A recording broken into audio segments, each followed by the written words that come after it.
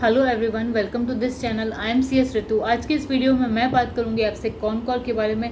कॉनकॉर यानी कि container corporation of India, इसके बारे में मैं आपको बताऊंगी। कंपनी में कुछ न्यू डेवलपमेंट हुए हैं, गवर्नमेंट की तरफ से कुछ नई बातें आई हैं जिसकी वजह से हमने देखा कि शेयर का प्राइस में इंक्रीज़ हुआ है। कल की अगर बात करें तो 10% का जंप था, और अगर आज की बात करें तो 1.5% का जंप अराउंड आज भी था।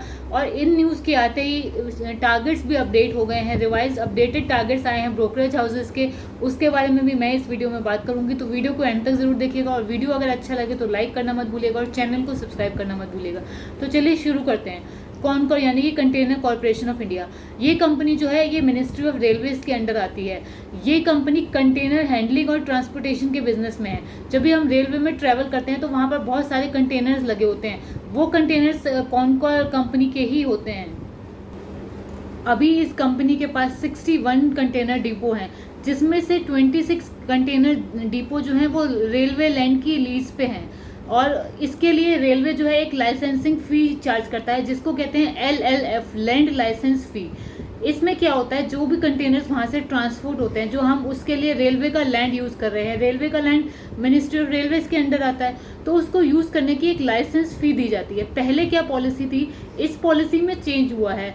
यहाँ पर जो लैंड लाइसेंस फ़ी की जो पॉलिसी है उस पॉलिसी में चेंज हुआ है। पुरानी पॉलिसी क्या थी, तो पुरानी पॉलिसी ये थी कि जो भी ट्रांसपोर्टर्स होते थे उनको 6% of land value first year में पे करना पड़ता था एज लाइसेंस फ़ी, लैंड लाइसेंस फ़ी, और सब्सिक्वेंट ईयर में उसमें 7% का इंक्रीज होता रहता था। ये थी रेलवे लैंड लाइसेंस फ़ी की पुरानी पॉलिसी। कल की अगर बात करें तो कल नई पॉलिसी आई, जिसमें कि ये जो पेमेंट है 6% से रिड्यूस करके 1.5% कर दी गई। और इस रेलवे लैंड लाइसेंस का जो पीरियड था वो पहले 5 ईयर था।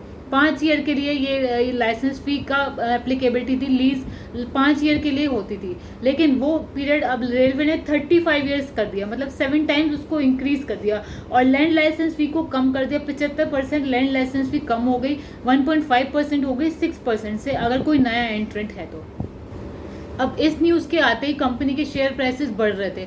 ये क्यों बढ़ रहे थे, बेसिकली ये इसीलिए बढ़ रहे थे कि लोग कह रहे थे अब जो गवर्नमेंट जो है, इंडियन गवर्नमेंट जो है, उसका इस कॉनकॉर में 54.8% का स्टेक है, और गवर्नमेंट जो है अपना 24% का स्टेक रिटेन करके बाकी 30.8% का स्टेक अपना कॉनकॉर में सेल कर देने वाली है, सेल कर देना चाहती है।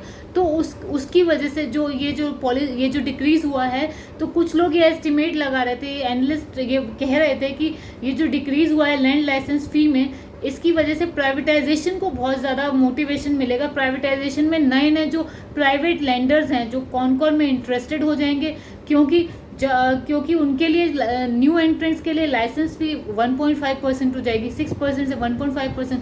तो कॉनकॉर के प्राइवेटाइजेशन में जो कि करना चाह रही है गवर्नमेंट प्राइवेटाइजेशन, उसमें बहुत हेल्प मिलेगी और नए नए लेंडर्स इसमें इंटरेस्टेड होंगे। और गवर्नमेंट जो है वो इस प्राइवेटाइजेशन से 8,000 करोड़ फेच करना चाह रही है, तो इसमें बहुत हेल्प मिलेगी। इसी वजह से कॉनकॉर के शेयर प्राइसेस जो थे वो बहुत बढ़ रहे थे। अब बात कर लेते हैं एनालिस्ट के व्यू इसके शेयर प्राइसेस के बारे में। तो अगर नोमुरा की बात करें तो नोमुरा ने अपनी जो रेटिंग है, पहले इस शेयर के बारे में न्यूट्रल रेटिंग थी उनकी, तो न्यूट्रल से वो बाय पे ले आए हैं। अब वो उस शेयर में बाय की रिकमेंडेशन दे रहे हैं, और इसका प्राइस टारगेट उन्होंने 775 था, पहले उन्होंने 775 बताया था, अब उन्होंने उसको 918 कर दिया है, तो मतलब प्राइस टारगेट भी अपग्रेड। अब बात कर लेते हैं अगर जेफरीज जो ब्रोकरेज हाउसेज हैं उनका क्या टारगेट है, तो उनका टारगेट है इस शेयर के लिए 850। जो LLF में रिडक्शन हुआ है उसकी वजह से उन्होंने बोला है कि प्राइवेटाइजेशन में भी हेल्प मिलेगी, वॉल्यूम में ग्रोथ भी होगी, और वैसे ये डेट फ्री कंपनी है, तो और मार्केट लीडर है रेल लॉजिस्टिक में, तो इसकी वजह से कंपनी को बहुत फ़ायदा मिलेगा। और इसी वजह से उन्होंने भी अपना टारगेट इस शेयर के लिए अपग्रेड किया है। अभी शेयर का प्राइस 736 चल रहा है, उन्होंने बोला है कि इसका प्राइस टारगेट 850 एक्सपेक्टेड है। तो आई होप आपको ये वीडियो अच्छा लगा हो। वीडियो अच्छा लगा है तो लाइक करना मत भूलिए और चैनल को सब्सक्राइब करना मत भूलिए। आपका सब्सक्रिप्शन ही मेरे लिए मोटिवेशन है, जिसकी वजह से मैं ऐसे इंपॉर्टेंट अपडेट्स आपके लिए लाती रहती हूँ। तो इस चैनल को सब्सक्राइब ज़रूर करिए, और अपना कीमती समय हमें देने के लिए और इस वीडियो को देखने के लिए थैंक यू वेरी मच।